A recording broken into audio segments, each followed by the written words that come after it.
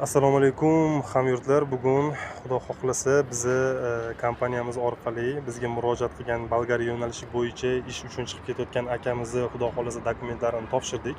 Biz hozir mana viza sentridamiz. Akamiz o'zlari ham oldimizda. Dokumentlarni hammasini chiroyli qilib taklab tayyorlab berdik. Inshaalloh ichkariga ham kirgizdik. Xudo xohlasa yuzimiz yorug' bo'lib, ana akamiz o'zlari ham topshirib chiqdilar. Mana o'zlari aka bizni kompaniyamiz haqida, bizni sizga bo'lgan xizmatlarimiz haqida qanaqa fikr bildira olasiz? O'zingiz fikrlaringizni bildirib bersangiz aka shu so'zlarga. Assalomu alaykum. Avvalan shu kompaniya ishonchli, mana aytganlaridek kirib topshirdik. Отпечатки past olishdi, pasport ham topshirdik. Endi natijani kutamiz. Xudo xohlasa hozir topshirgan bitta bu akamiz emas.